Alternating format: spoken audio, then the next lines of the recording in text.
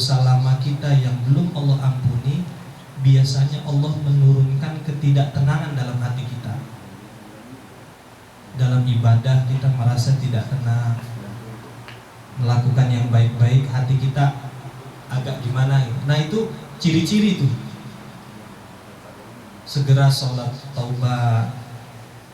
Semoga berharap terus antara khauf dan roja, antara takut kepada Allah, khauf, takut kepada Allah, khauf, takut juga akan segala dosa-dosanya yang tidak diampuni sama Allah, tapi roja, tapi pede, tetap optimis bahwa dosa kita akan dihapus. Jadi seorang muslim atau seorang mukmin antara khaufnya dengan rojanya, antara takutnya kepada Allah dan harapannya kepada Allah itu harus sama besar. Takut kepada Allah, takut bermaksiat kepada Allah, takut dosa-dosanya belum dihapus atau belum diampuni sama Allah. Tapi di sisi lain roja, berharap penuh bahwa ampunan Allah, rahmat Allah turun kepada dirinya, bahwa ampunan Allah pasti akan menggapai dirinya. Karena yang kedua, wa rahmatuka arja min a'malina. Kenapa ya Allah? Karena rahmatmu sungguh kami harapkan ketimbang amal-amal perbuatan kami. Ada sebuah kisah yang ketika di akhirat seorang yang soleh yang meminta kepada Allah waktu dia hidup di dunia, minta ditambah umurnya, Allah berikan umurnya 100 tahun lagi untuk hidup. Dia beribadah lagi terus sama Allah. Jadi tidak sedikit pun dia melakukan kesalahan, dia tidak melakukan kejahatan dan dosa kepada Allah. Nah, ketika orang soleh ini meninggal, Allah bilang ke malaikat, ya malaikat, masukkan hambaku yang soleh ini ke surga atas rahmatku. Nah orang soleh ini protes, ya Allah, aku masuk surga karena amal perbuatanku. Aku hidup sekian ratus tahun, engkau tambah lagi sekian ratus tahun untuk beribadah saja kepadamu. Aku tidak melakukan dosa, maka pahalaku luar biasa besarnya ya Allah, maka aku masuk ke surga dengan pahalaku. Allah digituin. Kemudian kata Allah, oke, kalau begitu dihitung saja nikmat yang aku berikan dengan pahala atau dengan amal perbuatan yang engkau lakukan. Maka kemudian malaikat menghitung sebelah matanya dengan seluruh amal kebaikan yang dia lakukan selama hidup di dunia sekian ratus tahun.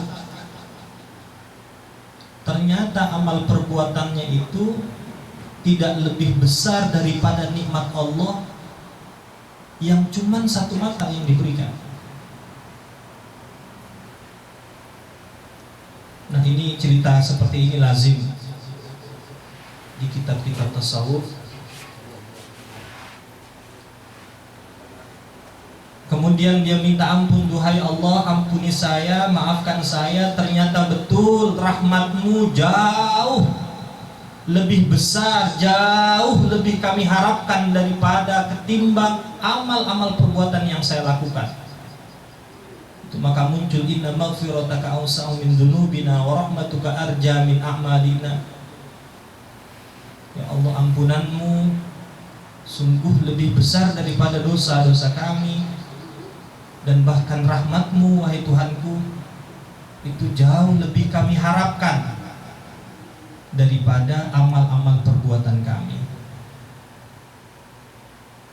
Jadi kalau sudah begitu berarti tiada lain kuncinya ikhlas. Sabar untuk melakukan amal perbuatan, tapi juga ikhlas.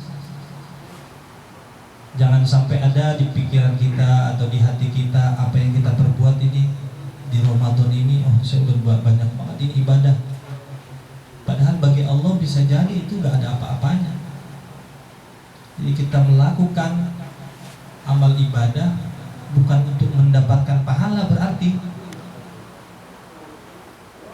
tapi lebih jauh dari itu, mendapatkan pahala untuk membeli rahmatnya Allah, berarti seperti itu. Jadi dengan pahala Allah kemudian akan menurunkan rahmatnya. Mungkin sekian kali sudah. Kalau tanya jawab kan ada beliau ini. Jadi gitu saudara-saudaraku, hadirin sekalian yang dimuliakan Allah Subhanahu wa taala. Antara khauf dan roja perlu keseimbangan. Kita takut kepada Allah, kita takut dosa-dosa kita tidak diampuni, tapi di sisi lain kita juga roja, kita juga punya harapan yang penuh kepada Allah. Nah, kuncinya cuma dua berarti, sabar dan kemudian ikhlas. Kalau udah sabar dan ikhlas, maka istiqomah pasti akan kita gapai. Istiqomah pasti akan terjadi sama kita. Allah berfirman, a'udzubillahi minasyaitonirrajim, innal ladzina qalu rabbunallahu tsumma istaqamu tatanazzalu 'alaihimul malaikatu alla takhafu wa la tahzanu wa abshiru bil jannati allati kuntum tu'adun.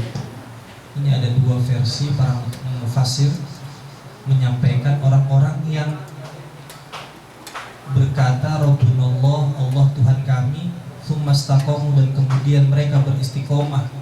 Istiqomah itu ibadah besar maupun kecil tapi yang kontinu. Salat duhanya nggak pernah ditinggal, meskipun cuma 2 rakaat. Mau kerja salat duha tapi kontinu, istiqomah. Salat malamnya, bangun malam ke kamar mandi. Ini kalau nggak Ramadan nih. Kalau Ramadan nggak tahajud mah kebangetan ya, maaf ya. Untuk 2 rakaat aja, nggak usah banyak. Kalau bukan Ramadan, kalau Ramadan ya mumpung Ramadan, katanya mumpung Ramadan, masih mending dibilang mumpung Ramadan. 8 rakaat. Nah, yang kontinu itulah yang disebut istiqomah, meskipun sedikit. Kata Allah, orang-orang yang berkata Allah Tuhan kami, kemudian mereka beristiqomah, tatanazzalu alaihimul malaikah, maka kemudian Allah akan menurunkan malaikat kepada dirinya. Kemudian malaikat itu bilang, alla takhafu wa la tahzanu, hai manusia jangan takut, jangan khawatir.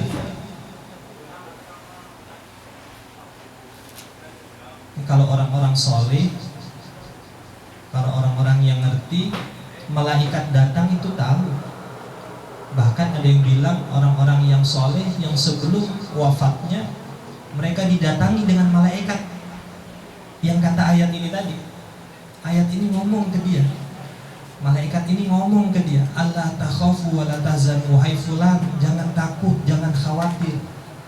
Wa abshiru bil jannati allati kuntum tu'adun, kata Allah. Maka kemudian malaikat itu bilang ke si fulan ini, orang-orang yang istiqomah ini bilang, kata malaikat, wa abshiru bil jannati allati kuntum tu'adun, mereka menggambarkan surga, tempatnya si orang yang mau meninggal ini di surganya Allah, kuntum tu'adun, yang nanti akan dia tinggali. Jadi kira-kira betapa senangnya orang yang seperti ini. Gambaran surga sudah terlihat, bau surga sudah tercium.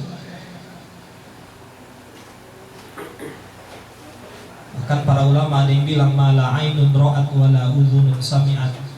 Surga itu tidak bisa dibayang-bayangi dengan mata, nggak bisa dilihat dengan pandangan mata, wala udhunun sami'at, dan juga nggak bisa cerita-ceritanya didengar dengan telinga. Kalau ada yang kita indah kita lihat dengan mata, surga itu lebih indah dari itu. Kalau ada yang kita dengar cerita yang indah di telinga kita, maka surga lebih indah dari cerita-cerita itu. Nah, semoga kita perlahan-lahan kita memulai sesuatu yang kecil, ibadah yang kecil, walaupun ibadahnya cuma menuju ke masjid saja. Dari tempat kita 1,5 jam kemari di sini cuma nongkrong doang. Ada nggak yang begitu? Nah, nggak apa-apa. Nanti kita naikin jadi sholat hanya 2 rakaat, sholat tahiyat masjid, duhanya. Semoga memotivasi kita semua. Amin ya rabbal alamin. Mohon dimaafkan kurang lebihnya. Wal'afu minkum. Wallahu muwaffiq ila aqwamit thoriq. Wassalamualaikum warahmatullahi wabarakatuh.